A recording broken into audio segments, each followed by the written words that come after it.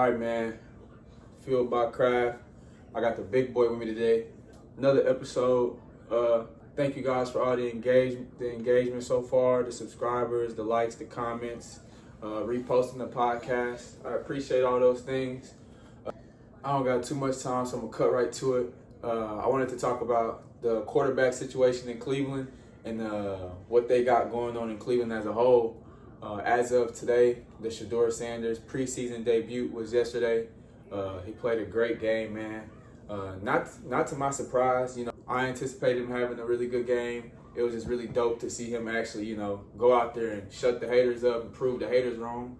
It is a preseason game, so I'm not saying that, he's proven or, the job is finished, but this was a great start to it, obviously. 14 for 23 on passes, 2 touchdowns. I think he had like 138, 140 yards.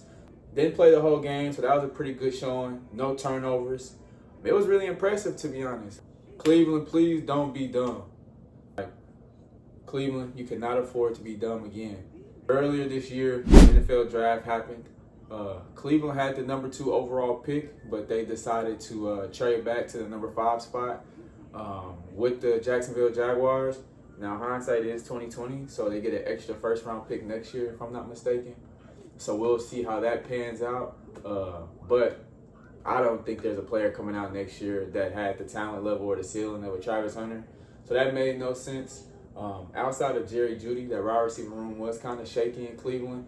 So he could have added instant value to the offensive side of the ball, along with the defense. Their secondary is pretty decent. Greg Newsome and Denzel Ward. But Travis Hunter in the mix with those guys, I think that could have been something pretty special.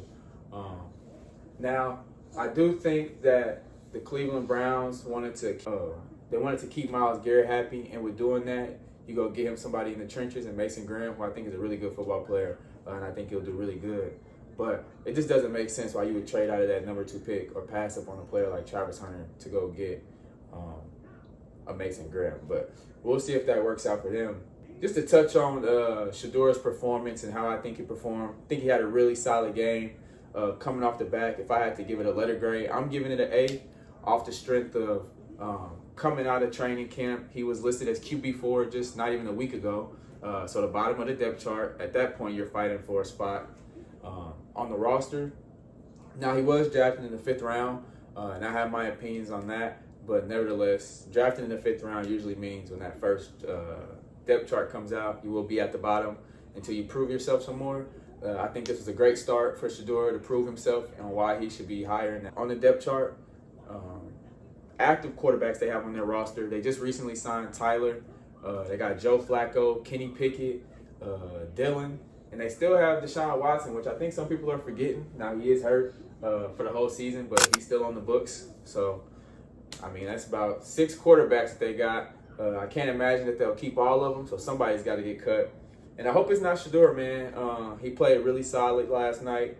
Like I said, threw 2 touchdowns, 2 tight window touchdowns, too, which was really impressive. It's not like he was throwing the wide open guys downfield or something. He had to put the ball in the right spot, had to zip it past some defenders and got it to where his receiver can only catch it. Especially that second touchdown to Caden, where he kind of threw the ball low only to where he could get it. Pressure in the pocket. It was a great throw. So really impressive stuff by Shedeur. I've been seeing a lot of people say how they're surprised with how composed he was, how poised he looked, how calm he looked in the pocket. But if you watch Colorado games the last 2 years, or even was watching him at Jackson State, that's nothing new, man. He was always a pretty poised, calm, composed quarterback. That was honestly one of his strengths coming out. If you look at most of the mock drafts, that was one of the pros that he did have. So I think that just goes to show that a lot of the haters or the naysayers were really kind of just running with the media versus watching and evaluating them for themselves. And that's just the strength of the media and how they can twist and turn narratives and kind of make you think what they want you to think, especially with so much going on. It's kind of hard to keep up with everything. So media is pretty powerful. I'm glad people are starting to see, people like Chase Daniels, for example.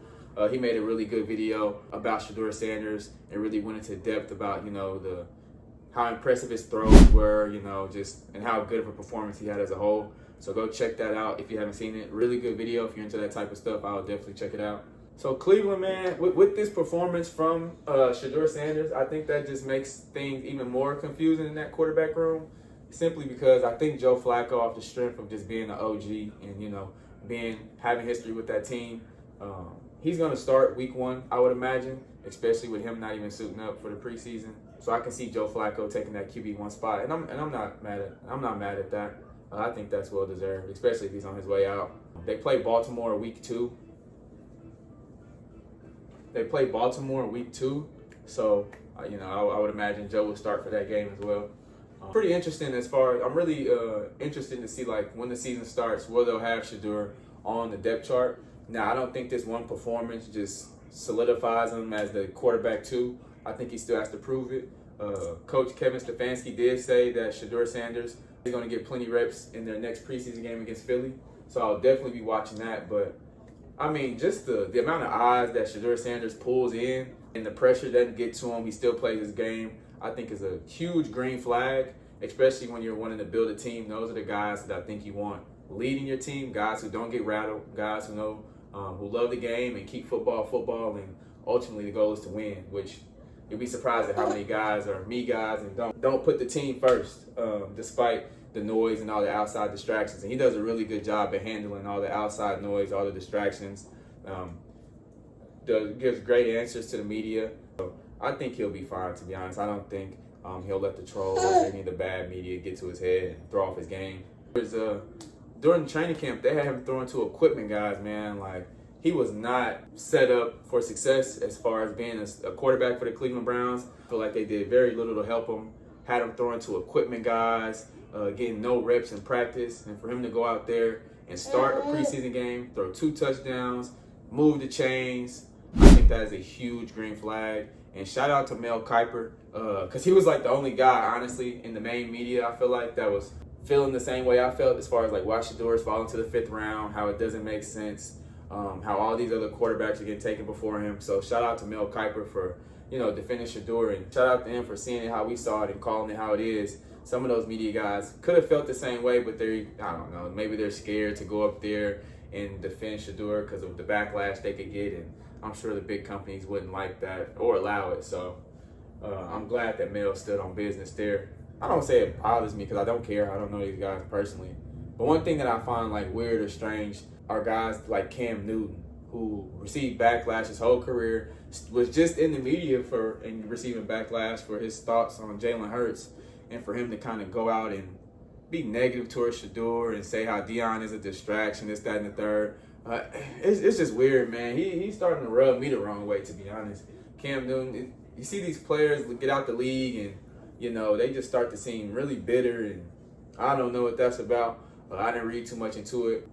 Yeah, I just found that kind of weird. That was random, but yeah, that Cam Newton stuff, whatever he got going on, all the quotes he's got on Shedeur, it is weird, man. And you would think that another quarterback who's a minority, who received plenty of flash and flashback, would be able to understand what Shedeur is going through and maybe try to twist that narrative, but all he's doing is feeding into it, so he's a weirdo.